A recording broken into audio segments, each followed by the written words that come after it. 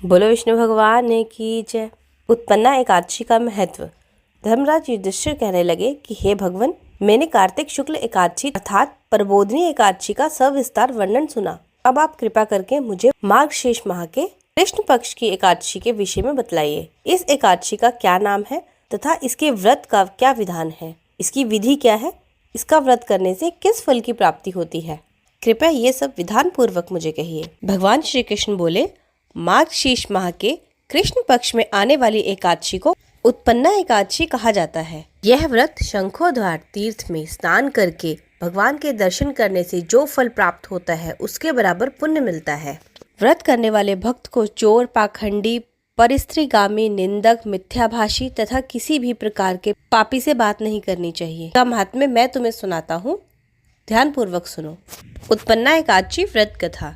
युधिष्ठिर कहने लगे कि हे भगवान, आपने हजारों यज्ञ और लाख गोदान को भी एकादशी व्रत के बराबर नहीं बताया, सो यह तिथि सब तिथियों में उत्तम कैसे हुई, बताइए।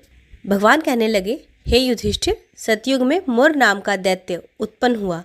वह बड़ा बलवान और भयानक था। उस प्रचंड दैत्य ने इंद्र, आदित्य, वसु, वायु, अग्नि आदि सभी देवताओं को पराजित करके भगा दिया।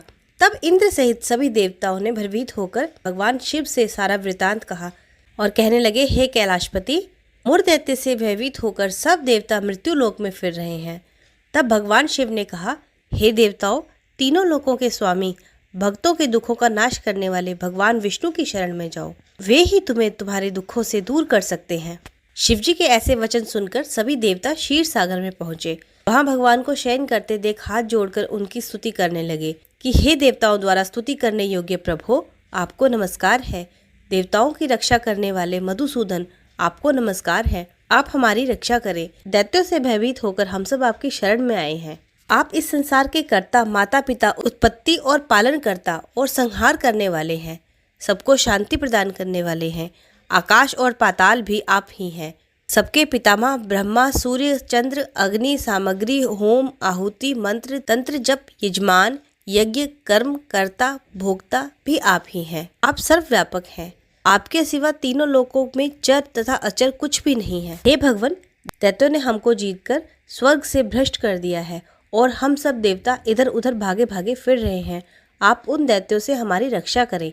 इंद्र के मुख से ऐसे वचन सुनकर भगवान विष्णु कहने लगे कि हे इंद्र, ऐसा मायावी दैत्य कौन है जिसने सब देवताओं को जीत लिया है? उसका नाम क्या है? उसमें कितना बल है और किसके आश्रय में है तथा उसका स्थान कहाँ है? यह सब मुझे कहो। भगवान के ऐसे वचन सुनकर इंद्र बोले, भगवान, प्राचीन समय में एक नाड़ीजंग नामक राक्षस था। उसके महापराक्रमी और लोक विख्यात मुर नाम का एक पुत्र हुआ। उसकी चंद्रावती नाम की नगरी है। उसी ने सब देवताओं को स्वर्ग से निकालकर वहां अपना अधिकार जमा लिया। उसने इंद्र, अग्नि, वायु, यम, ईश, चंद्रमा, नक्षत्र आदि सबके स्थान पर अधिकार कर लिया है। सूर्य बनकर स्वयं ही प्रकाश करता है, स्वयं ही मेघ बन जाता है और सबसे अजय है। हे असुर निकंदन, उस दुष्ट को मारकर देवताओं को अजय बनाइए। यह वचन सुनकर भगवान ने कहा, हे देवताओं, मैं शीघ्र ही उसका संहार करूंगा। तुम चंद्रावती नगरी जाओ। इस प्रकार कहकर भगवान सहित सभी देवताओं ने चंद्रावती नगरी की ओर प्रस्थान किया। उस समय दैत्य मुर सेना सहित युद्ध भूमि में गरज रहा था। जब स्वयं भगवान रणभूमि में आए तो दैत्य उन पर भी अस्त्र शस्त्र आयुध लेकर दौड़े। भगवान ने उन्हें सर्प के समान अपने बाणों से बींध डाला। बहुत से दैत्य मारे गए, केवल मुर बचा।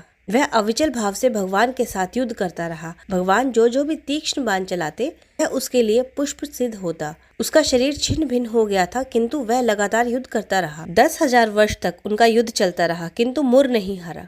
थककर भगवान बद्रिकाश्रम चले गए। वहाँ हेमवती नामक सुंदर गुफा थी। उसमें विश्राम करने के लिए भगवान उसके अंदर प्रवेश कर गए। यह गुफा 12 योजन लंबी थी और उसका एक ही द्वार था। विष्णु भगवान वहाँ योग निद्रा की गोद में सो गए। मुर भी पीछे पीछे आ गया और भगवान को सोया देखकर मारने को उद्धत हुआ। तभी भगवान के शरीर से उज्जवल कांतिमान रूप वाली एक देवी प्रकट हुई। देवी ने राक्षस मुर को ललकारा और युद्ध किया और तत्काल ही उसे मौत के घाट उतार दिया। श्री हरि जब योग निद्रा की गोद से उठे तो सब बातों को जानकर उस देवी को कहा कि आपका जन्म एकादशी के दिन हुआ है, अतः आप उत्पन्ना एकादशी के नाम से पूजित होंगी। आपके भक्त वही होंगे जो मेरे भक्त होंगे। तभी से ये व्रत किया जाता है। बोलो विष्णु भगवान की जय।